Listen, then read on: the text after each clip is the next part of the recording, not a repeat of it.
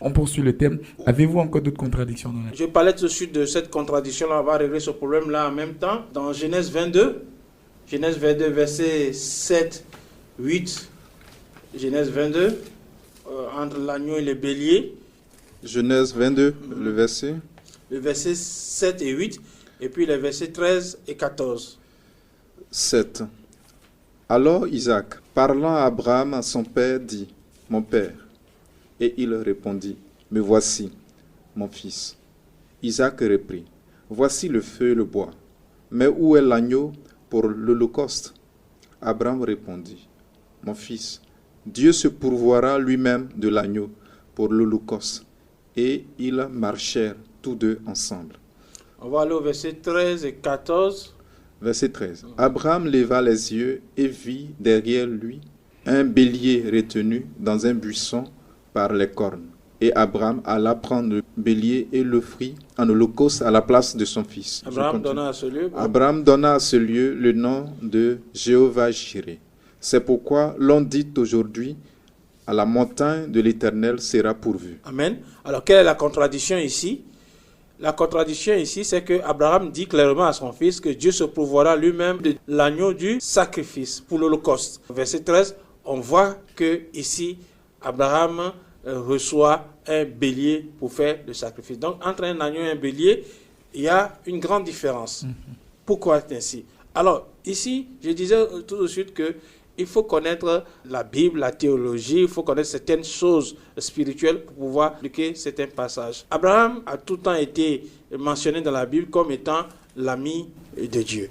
Et les hommes ne connaissent pas assez le genre de relation que Abraham a entretenu avec Dieu. Abraham a entretenu avec Dieu une relation très intime, une relation très importante. Et ça a permis à Abraham d'avoir une connaissance très profonde de Dieu. Donc, Abraham avait une grande connaissance de Dieu. Et cette connaissance qu'Abraham avait de Dieu, Jésus même nous l'a confirmé.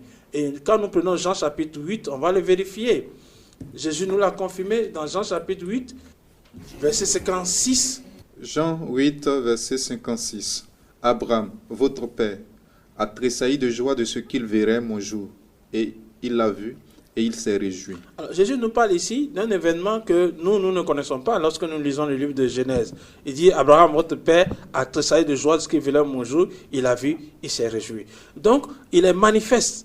Il est évident que dans leur relation, Dieu a parlé de Jésus à Abraham. Et dans cette révélation que Abraham a pu avoir de Jésus-Christ, il a vu sûrement que l'agneau du sacrifice, c'est Dieu qui se pourvoira de son agneau pour le sacrifice, et sacrifice qui sera manifesté en son temps. Parce que Jésus a dit, Abraham a voulu voir mon jour, il a vu, sûrement une vision anticipative du jour de Jésus-Christ. Abraham l'a vu et il s'est réjoui.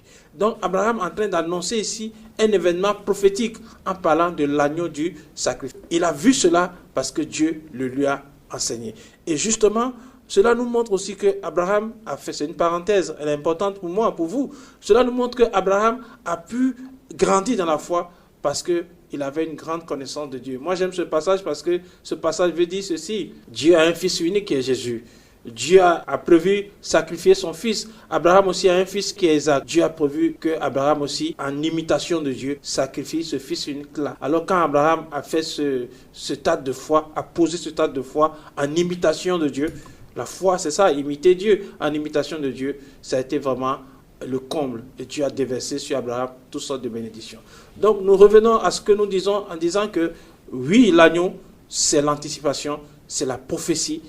On sent aussi à travers ce passage-là la loi et la grâce. La grâce, c'est l'agneau. Le bélier, c'est la loi. Merci à vous, Pasteur Yao. Je rappelle que vous êtes vous voyez que, en expliquant, j'ai expliqué par la loi et par la grâce. Est-ce que vous voyez? La loi et la grâce. L'agneau, c'est la grâce. Voici l'agneau de Dieu qui ôte le péché du monde.